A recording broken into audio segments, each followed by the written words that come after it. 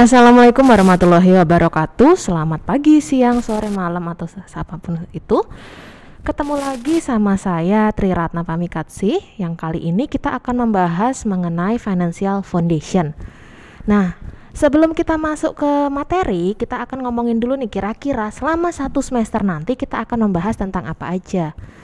Oke, yang pertama kita ngomongin tentang financial foundation. Apa sih itu financial foundation? Dan kenapa sih kita harus mempelajari financial foundation? Nah, sebelum kita tahu kenapa kita harus mempelajari ini, kita tahu dulu nih apa itu financial atau keuangan.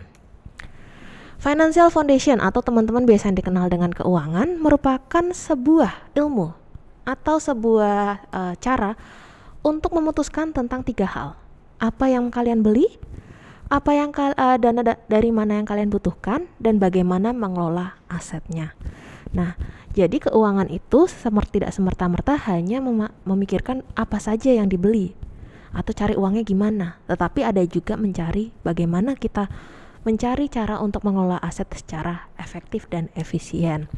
Nah, dalam satu semester ini kita akan membahas 3 hal inti itu, tapi akan dibagi babnya masing-masing.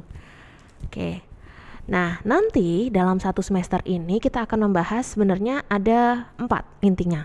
Di sini ada 5 sebenarnya yang saya tuliskan. Cuman ada satu kotak yang warnanya biru. Itu kenapa? Nanti saya jelaskan.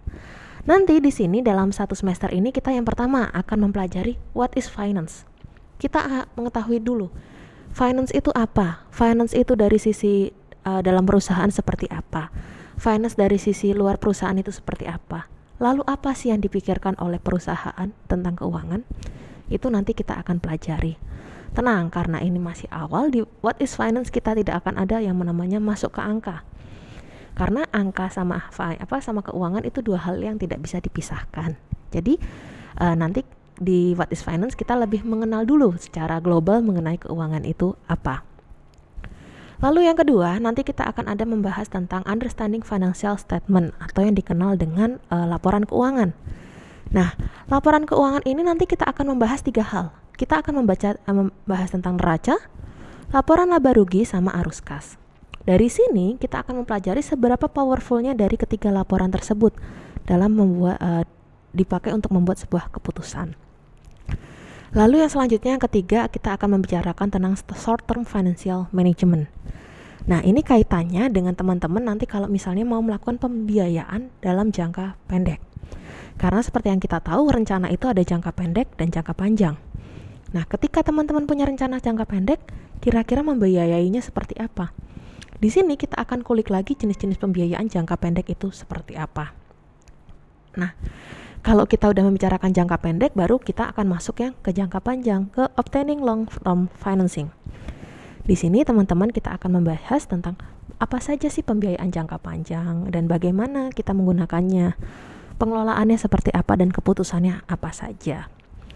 Nah, 4 bab tadi adalah bab inti yang akan saya bahas atau yang kita diskusikan. Ini lalu akan saya tambahkan sedikit tentang personal financial planning. Nah, untuk personal financial planning ini semua lebih kepada gambar dasar saja, tentang permukaan saja, lebih kepada kayak gambaran tentang bagaimana seseorang membuat sebuah perencanaan keuangan. Jadi, kayak teman-teman misalnya punya penghasilan sekitar 3 juta atau 2 juta. Nah, itu dialokasikan kemana saja sih? Untuk investasi di mana, untuk saving di mana, kebutuhan sehari-hari gimana. Nah, ini akan kita bahas.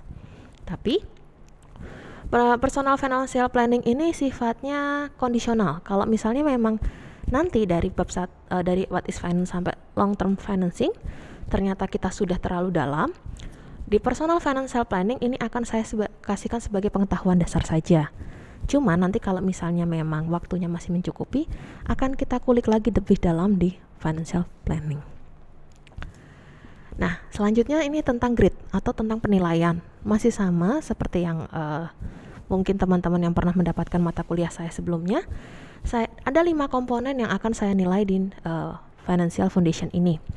Yang pertama sudah jelas pasti ada UTS atau midterm exam.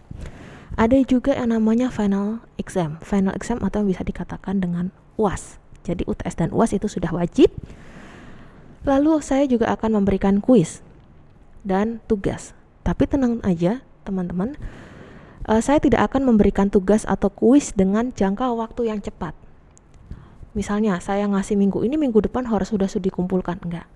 Biasanya saya kalau ngasih tugas atau kuis minimal itu 2 minggu waktu pengerjaannya. Jadi dan sebisa mungkin saya juga tidak akan memberikan banyak tugas, tapi kita akan banyak latihan di kelas atau di saat online atau maupun offline. Jadi kita akan lebih kayak diskusi nih, gimana nih study case-nya seperti itu. Lalu saya juga akan menilai dari segi etikanya seperti apa.